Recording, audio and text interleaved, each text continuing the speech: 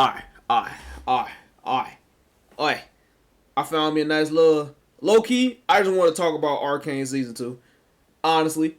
And get a little more information. Cause season 1, we all know how that turned out. You feel me? Spoilers, by the way. But bro, season 2.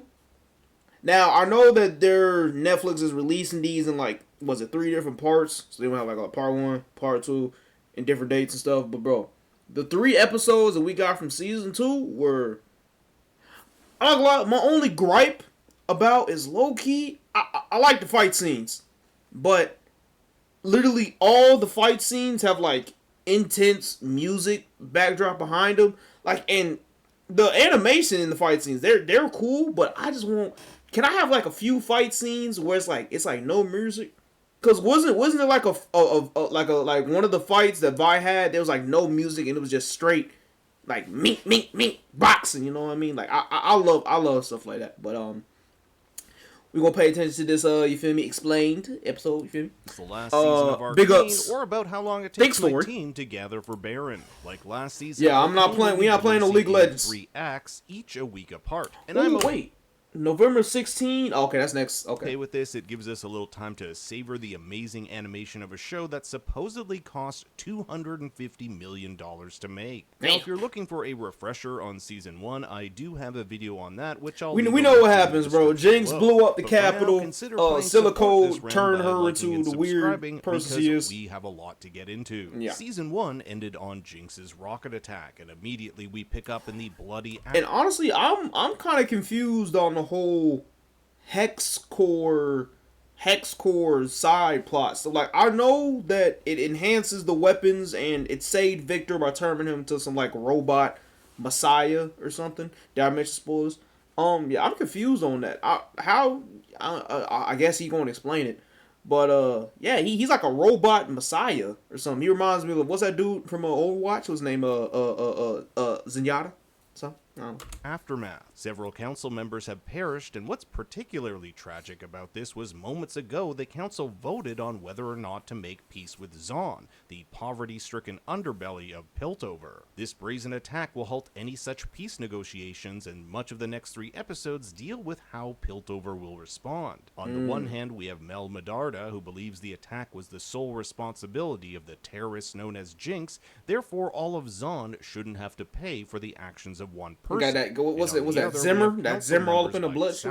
Who want nothing more than to quash any sort of resistance by the inferior Zaunites. By the end of episode 3, Jinx has concocted an ingenious plan to reroute the city's vents. These vents have been used to release toxic fumes known as the Grey down into Zaun, so you can see why she wants these fumes rerouted. After the death of her mother in Jinx's attack, Caitlyn received I was confused on that too. Who came up with the Grey? Different schematics showing that it was the Kierman family that created it was a Kierman so long ago. It was a way to deal with the increasing toxicity their So Jinx done rerouted her whole family made up gas and just use it against them. Down there as well. Caitlyn teamed up with Vi in Season 1 to investigate the illegal trade of Shimmer, a popular street drug which many in Zaun have become addicted to. Vi ends up joining Caitlyn in her quest to bring down Jinx, even though Vi and Jinx are sisters, and things get even more complicated with their budding romance. To Vi, however, the loving sister she once knew is gone. She been gone.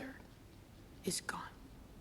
She been gone. Jinx now. But when Vi finally has the opportunity to Still kill her can't do sister, she hesitates, allowing this little girl named Isha to get in the way. The parallels between Isha and Jinx are pretty glaring. Just like Vi protected Jinx as a child, Jinx protects this girl. Now it's ironic that Vi was about to kill the person she... Now I would say that fight scene between the little gerbil dude and I forgot her name. She was the bodyguard of Silco, I think.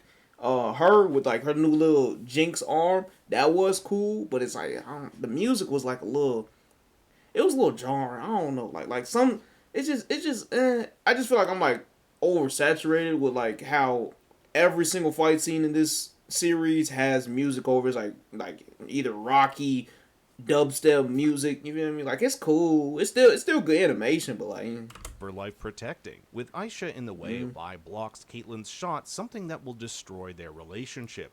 Caitlin so wanted to kill the woman that murdered her mother that she was willing to risk the life of a child. Their romance takes a literal hit to the stomach as Caitlin unleashes her frustration. Also, bonus points if you caught the chamber that holds back this gas is emblazoned with the I didn't play League of Legends. I wasn't catching that. Who of course is known for her wind abilities. In the chaos, Sevica, that's the name. right-hand woman and now aligned with Jinx, sets off the bombs, causing debris to separate Caitlin and Vi from Jinx. Dang, I thought we were going one episode at a time. As an aside, I love the difference in the season 1 and 2 posters, one where Vi holds young Jinx, also known as Powder, and the other Jinx holding Vi. The aftermath of the vent attack sees the council members banding together to hear the words of Mbessa Medarda. Although she is not a council member, her words hold considerable weight. Hailing from Noxus, a powerful empire known for its brutal expansionist policies, Mbessa believes it's time to fight This was a back. cool scene. Must be met It was a cool scene, a little. And this includes declaring martial law and appointing a general to oversee the destruction of the enemy. The person she has in mind, Caitlin Karaman. Caitlin comes from a noble house, and her resolve. Well, and you know what's also crazy? But perhaps the biggest reason for what's her suggesting name? her is that for Abressa? Caitlin, this fight Abisa? is personal. Her She mother died like because of she Jinx. like But something else seems yeah, to he be gonna talk about behind Mbessa's motives. We learned that she was behind the Memorial Day. She was behind the attack in whole episode thing. 1. She wants war between Piltover and Zahn and is willing to go as far as orchestrating attacks. And for why? I don't know why. To her will. But what are her motivations? That's what I'm saying. We know that someone is trying to kill her, and I think I know who this person is. Who is it? At the beginning of episode 3, a trade merchant by the name of Amara tries to kill her, and we learn 3 important details. 1, Mbessa has stolen something. Perhaps this is the real reason she has made the journey to Piltover, to hide from a greater foe. It could also be a reference to Hextech, that magical technology. She want to equip her army with that Hextech. Hextech. Jace's Mercury Cannon or Vi's gauntlets. Whoever this person or persons are, they know what Mbessa is chasing in Piltover, and it's more than likely Hextech technology. In Season 1, we learned that Mbessa's son Kino was killed by a powerful man who Kino offended. This mystery man could potentially overpower the Medardas, so Mbessa made her way to Piltover in the hopes of acquiring weaponized Hextech to even the playing field. This is why the assassin says they cannot allow Mbessa to acquire this. We know what you're chasing in Piltover. We will not allow it. The use of the Black Rose here suggests the person or organization coming after her is LeBlanc or the Black Rose Cabal, a secret organization stationed in Noxus that uses dark magic to influence Noxian politics. The Black Rose Cabal sees whatever Mbessa is doing in Piltover as a threat to their power and influence, thus they want her dead. At the same time, Mel Medarda, Mbessa's daughter, keeps tab on her mother with her network of spies. Mel was essentially ostracized from the family for being too weak. Why did you do it? Because you weakened me. The Medardas are all about strength through conquest, and Mel, like her brother Kino, preferred a more diplomatic and strategic approach. In the Act 1 finale, Mel and her assistant Allura are attacked by the same entity Mbessa was, with the power that takes over Allura, stating their name. It's possible that whoever has control of Mel will use her to get to Mbessa, as Mbessa holds family in high esteem. You have no inkling what family is to me. Never speak ill. Ooh, is that what's her name? What's her name? Investigate the I forgot. It's not coming to me. Corruption found on the leaves of the tree in the hidden sanctuary. This corruption. I know exactly who that voice is too. Jace and Victor experimented on using the Hex Core. The Hex Core was a rune that could augment the physiology of organic matter, and the hope was that this Hex Core could heal Victor's disease. What Jace and the others want to know is if the overuse of Hextech, technology that fuses magic and tech, is somehow causing this corruption. Do you think this could actually be a result of overuse of Hextech? And why would this corruption be appearing on a tree deep underground? They ventured deep below to the bottom of the Hexgate. I was confused during this. Bro, they was on like a whole whole that this corruption was spreading using LCDC water trip. ventilation ducts and made it was tripping me out. But as they And I wasn't on nothing. The world around them suddenly goes white. It's almost as though they're being sucked into a different magical dimension. Jace tries to smash this sphere, but upon doing so is haunted by visions of the past, particularly this one of him as a young boy the night his mother collapsed in a snowstorm. They were saved by a mysterious cloaked figure. A cloaked figure holding the sphere can be briefly seen here. I wonder if this is Victor. Do his powers extend beyond healing others? Victor? He was corrupted Victor was by that this old? thing. Perhaps there's more of a connection here, one which allows him to travel through space and time. As for where Heimer, Echo, and Jason So you're saying gone, Victor went my back and- guess is a different dimension that is somehow That would be fueled by trippy. arcane magic. And last but not least, we have to talk about Singed and Warwick. The last 30 seconds or so of each episode has followed Now, their spoilers. I think I did watch a little lore thing, so I might spoil myself. But I know that Warwick, the dog that he's nursing back to life or whatever, I don't know what he's doing experiments.